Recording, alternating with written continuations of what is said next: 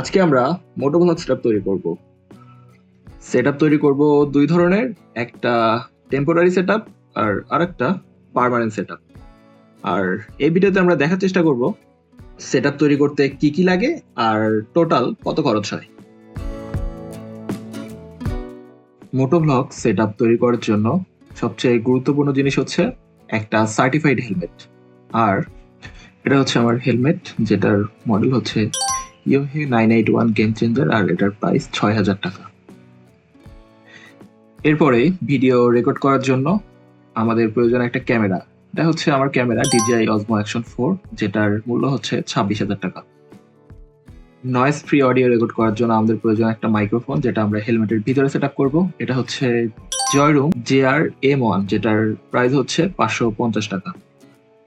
আমার ক্যামেরাতে কোনো 3.5 মিলিমিটারের জ্যাক নেই, এই জন্য আমাদের একটা অ্যাডাপ্টার ইউজ করতে হবে। এটা হচ্ছে Borofone type C male to 3.5 millimetre adapter, আর এটার প্রাইস হচ্ছে 450 টাকা। এরপরে আমাদের প্রয়োজন একটা হেলমেট চিন মাউন্ট। এটা হচ্ছে একটা সাধারণ হেলমেট চিন মাউন্ট, যেটার দাম 350 টাকা, আর এটা ইজিলি হেলমেট থেকে রিমুভ করা যায়। আর এই অ্যাক্সেসরাইজ দিয়েই আমরা হেলমেটের মোটোভ্লগ সেটআপ তৈরি করব।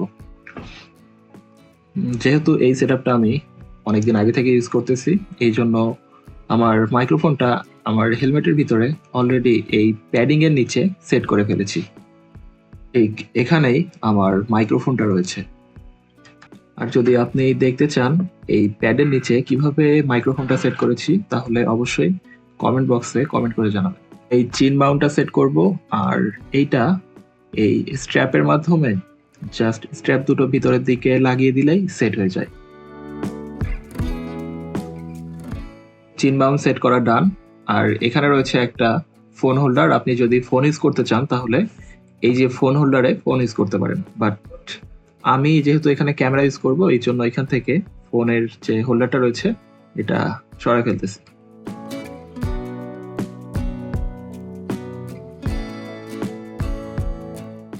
যেহেতু এখানে আমি আমার DJI Osmo Action 4 ক্যামেরাটা ইনস্টল করব, এজন্য আমি নিয়ে নিচ্ছি আমার ক্যামেরার যে ম্যাগনেটিক মাউন্ট আছে এটা, আর জাস্ট এটা এখানে লাগায় স্ক্রু দিয়ে মাউন্ট করে দিলেই হয়ে যাবে।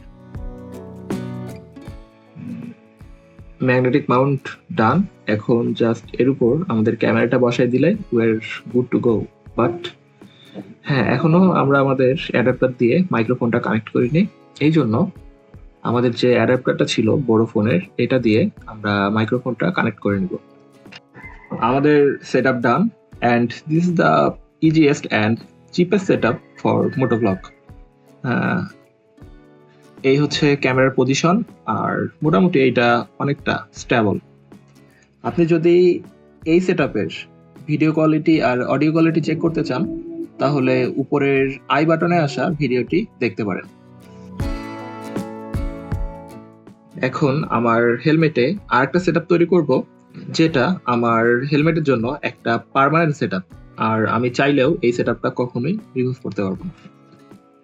আর এই সেটআপে ঠিক আগের সব অ্যাক্সেসরাইজ থাকবে, বাট নতুন করে কিছু জিনিস লাগবে। এগুলো হচ্ছে একটা বেস মাউন্ট, যেটার প্রাইস হচ্ছে 80 টাকা।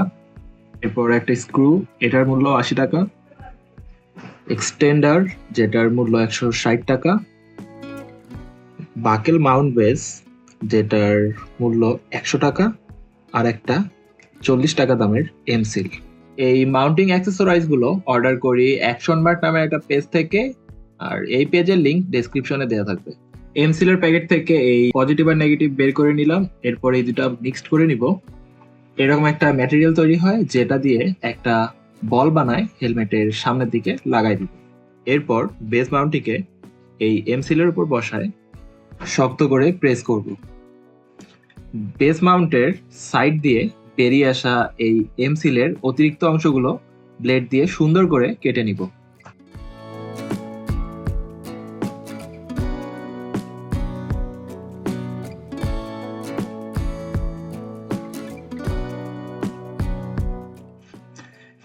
এমসিলের অতিরিক্ত অংশগুলো কেটে ফেলে দেওয়ার পরে বেস মাউন্টটাকে কিছুটা এমন দেখাবে। এরপর এমসিল শুকানোর জন্য হেলমেটটিকে আমরা 2 ঘন্টা রেখে দিব।